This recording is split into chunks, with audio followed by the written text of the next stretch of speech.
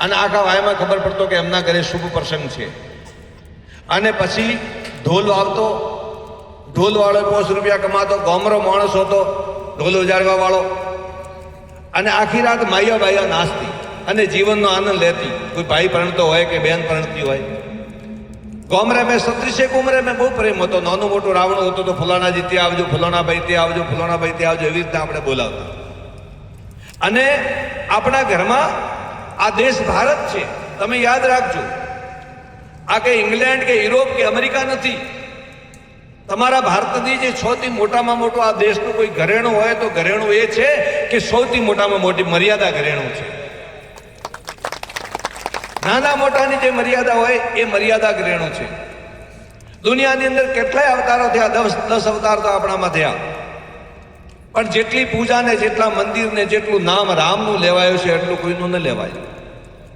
કારણ કે રામ માણસના જીવનમાં સમાઈ ગયા. માણસના જીવનમાં આદર્શ પુરુષ તરીકે ભગવાન મર્યાદા પુરુષોત્તમ રામ મળ્યા.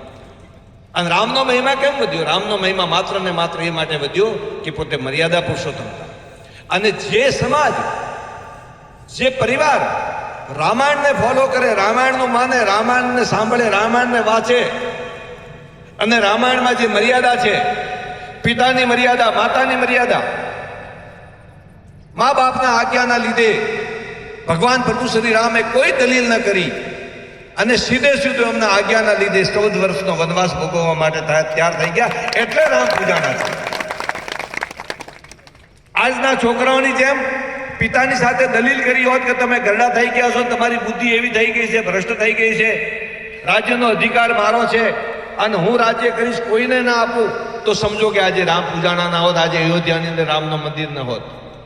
વાત સાચી છે કે વાત જૂઠી છે એ મહત્વનું નથી. મહત્વનું એ છે કે પિતાનો, માતા પિતાનો આદેશ છે કે 14 વર્ષના વનવાસે જવું છે, એટલે 14 વર્ષના વનવાસે ગયા. અને એમની પત્ની પણ સાથે સાથે 14 વર્ષના વનવાસે ગઈ.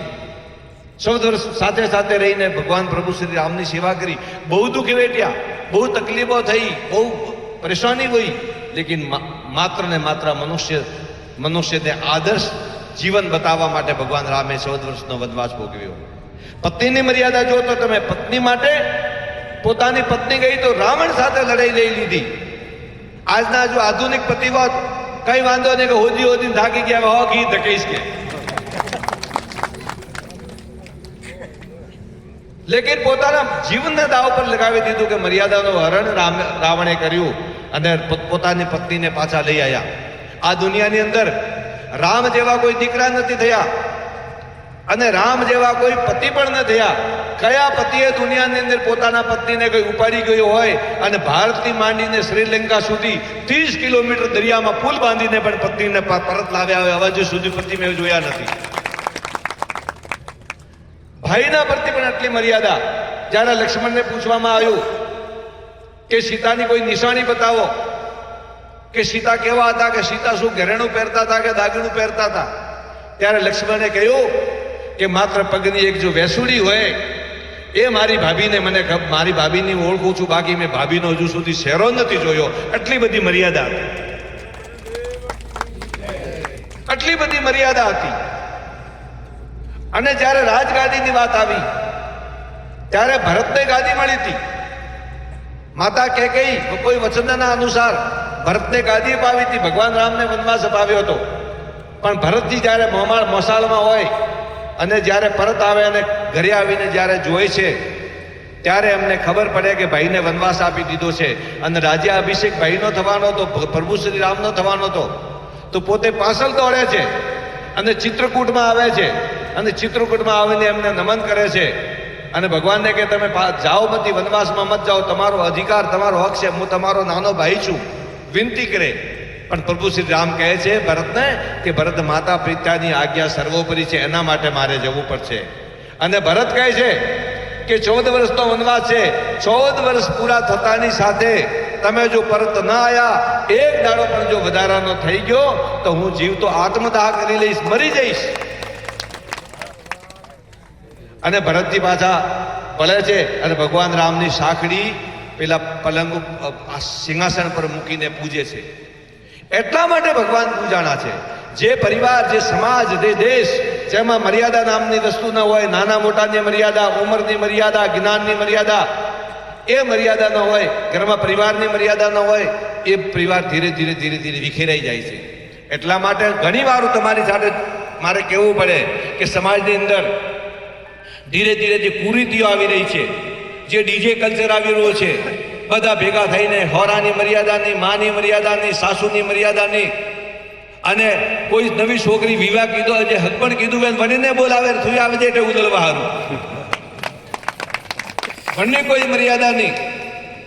અને પછી કાલે ઉઠે પેલી હાવ મતલબ હાવ પૂરી મર્યાદા ન રહે, મોને ને એટલે પછી કૂકવા કરે, પછી ફોડા આવે ધોળીવાળા પાડે કે બાસી મારે બહુ માનતી નહીં, પેલા તો થે ઉલાળી પછી મોને કી કરે. મતલબ એક મર્યાદા લક્ષ્મણ દેખા બાપુ તમે બેઠા છો, તમે પણ મારી મર્યાદા રાખો તો હું તમારી મર્યાદા રાખીશ. સમુદ્રને કોઈ પાળા નથી હોતી, દરિયાને કોઈ દીવાર નથી હોતી, પણ દરિયો પોતાની મર્યાદામાં રહેશે, ઓળંગીને આવતો નથી. અને ક્યારે ભૂલેશું કે સુનામી આવી જાય ત્યારે કેટલી બધી તબાહી થઈ જાય છે, તમને બધાને ખબર છે.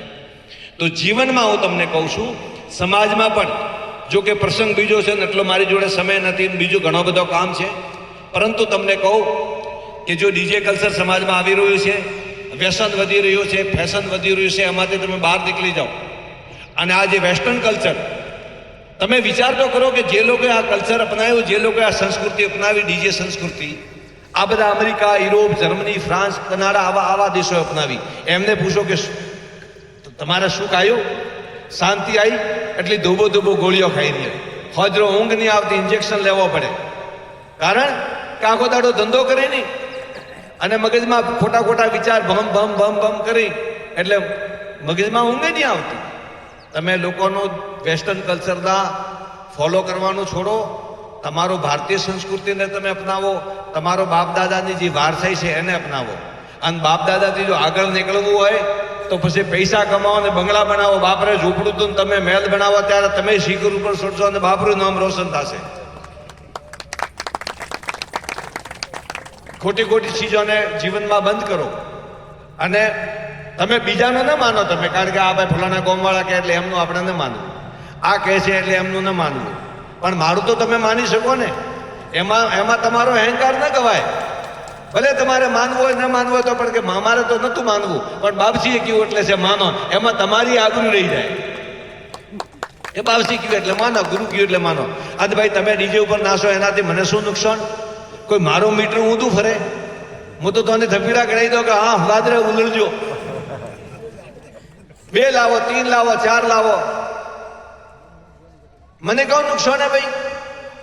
લેકિન મને એક ચીજનો નુકસાન હે કે જો આ ચીજ આવી તો સમાજમાં ધીરે ધીરે સમાજ નામની વસ્તુ રહે ને, અને સમાજ ભટકી જશે. બધું કરી લેશે પણ સમાજ રસ્તાથી ભટકી જશે. એટલે સમાજની અંદર બાપ દાદાનો જે રીતિ રિવાજ છે એ અમુક વસ્તુઓ મત છોડો તમે. અરબીઓને દેખો, અરબિસ્તાનમાં આ Dubai, Muscat, Kuwait, સૌદી Arabia, Oman, આ દેશોની અંદર એમનો જે કલ્ચર છે, એમની જે સંસ્કૃતિ છે, હું નથી કહેતો કે કઈ સારી ને કઈ ખોટી, પણ એમના ઘરે આજે એટલું બધું ધન આવ્યું છે. અને અરબની અંદર કારણ કે આપણે જેમ પાણીના કૂવા છે એવી રીતે જમીનમાંથી તેલ નીકળ્યું છે, અને તેલની એટલી બધી દુનિયામાં ખપત છે, એટલી બધી માંગણી છે કે એટલા બધા રૂપિયા આવ્યા છે કે ઘરે ગાડીઓ સોનાની આવી ગઈ, ગાડીઓ સોનાની આવી ગઈ.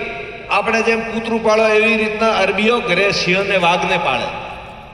અને ઘરે સંદાસ સોનાના, હવે તમે સાંભળીને કલ્પના થશે, સંદાસને સોનાના 200-300 કિલોનો એક સંદાસ બને, એ સોનાના. આટલી બધી એમની જોડે સંપત્તિ આવી ગઈ, પણ એક ચીજ એમણે નથી છોડી.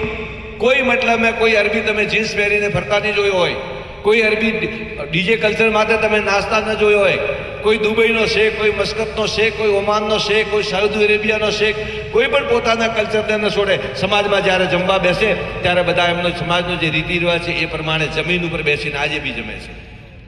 એમની સ્ત્રીઓ જે રીતે રહેતી હોય એ રીતે રહે. રહેવાની ફેસિલિટી બહુ સારી હોય, પણ મર્યાદા, સમાજની જે મર્યાદા છે એમને ટકાવી રાખી છે. એ બે બાજુ કલ્ચરને બચાવવાનું છે. તમારું કલ્ચર દૂર થઈ જશે. આવા વાળા સમયમાં પાઘડીએ તમને જોવા ન મળે, બધા એ ખરખા માથા દેખવા મળે, એ કોણ કાવું એને કોણ કોઈ તારી નોંધે ન લે. હમણાંથી ચેતી જાઓ. એટલે હું તમને કહું કે સમાજમાં કોઈ પણ પ્રકારની ગંદકી નહીં લાવવાની. શું થાય ભાઈ ડીજે ઉપર નાચવાથી? ડીજે ઉપર નાચવાથી કે ઉસીનું દેહ ગોમમાં કે રાતે નાસી આજો હમણાં ફ્રી દિયો બ્રો, કે કોઈ ટેન્ટ વાળો ઓછા લે કે ભાઈ રાતે નાસી આજો મતલબ રે મનાર પિયા ઓછા લ્યો રા, કે કોઈ ધનાત વે वो हुक्म करे કે हम के विवाह कीधा है जोरदार नासिया, बराबर ने? जो બીજી છોકરી એટલે તેઓ ફ્રી. છોકરાને કહો કે તમે કમાશો તો તમને મળશે છોકરી, તમને કહી દો. યુવાઓથી મને ખૂબ પ્રેમ છે, હું યુવાને સાચી વાત સમજાવવા માંગુ છું, કારણ કે તમે આજ તમને ખોટું લાગશે પણ મારા મર્યા પછી પણ તમે મને કહેશો કે બાપુ ખરા કહેતા હતા. અને હમણાં તમને હું મેઠી મેઠી વાત કરું તો પાછળથી તમે મને ભૂડું બોલશો કે બાવસીએ જો સાચો રસ્તો બતાવ્યો તો અમારા દાડા આવા ના આવત.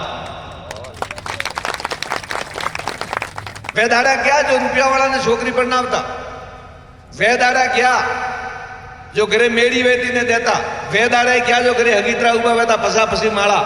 જો ફલાણો અમે તો છોકરો ભલે 10,000 કમાય કે 15,000 કમાય કે 50,000 કે લાખ કમાય, ટાઈમ માટે હોજરો ઘરે આવતો હોય, ખોટી કુટેવ નહીં વે, આદત નહીં વે, અને આજુબાજુ વાળા શાયદના જો ગવાઈ દે કે ના છોકરો ડાયો હોય. આજ કોઈ બી મા બાપ ડાયા દીકરાની પાછળ પોતાની છોકરી પરણાવવાની કોશિશ કરશે. બીજી ફેશન જતી રહી બધી. ધનવાળા આઉટ ઓફ ડેટ હો ગયા, એક્સપાયરી ડેટ થઈ ગયા. મેડી વાળા બંગલા વાળા એક્સપાયરી ડેટ થઈ ગયા, બધાની એક્સપાયરી ડેટ થઈ ગઈ. પેલું પડીકું લાવે મેલો ને થોડા દાડા પછી એક્સપાયરી ડેટ થઈ જાય, બધામાં ફેશન આવે. હવે જે ફેશન ચાલી રહી છે એ સંસ્કારોની ફેશન ચાલી રહી છે. છોકરો સારો હોય, છોકરો ભણેલો હોય, છોકરો ડાયો હોય, અને ભણેલાના હાથે હાથે સંસ્કાર હોય. ખાલી ભણેલો નહીં, સંસ્કાર હોય. સંસ્કારી છોકરાની ફેશન મના ચાલી રહી છે. અને આદિ અનાદિ પણ સંસ્કારી ફેશન હતી. ભગવાન રામ હોય કે અર્જુન હોય કે કોઈ પણ હોય, અને આ ફેશન લોબી ચાલવાની.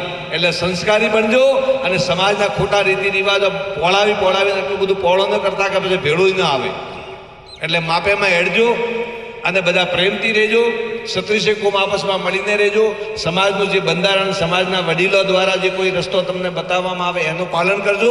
અને એમનું પાલન ન કરી શકો તો આટલા સંસ્કાર બતાવજો કે તમને ગુરુ કે એ વાત તમે દિમાગમાં ઉતારજો. અને એ માટે તમારી વચ્ચે આવું છું. મારું તેલ તો ઘણું બાળ્યું છે, પણ હવે મારે આવવું જ પડે તમારી વચ્ચે, કોઈ છૂટકો નહીં. અને પૈસા કમાવો, ધંધો કરો, સંસ્કારી બનો, વ્યસનથી દૂર રહો.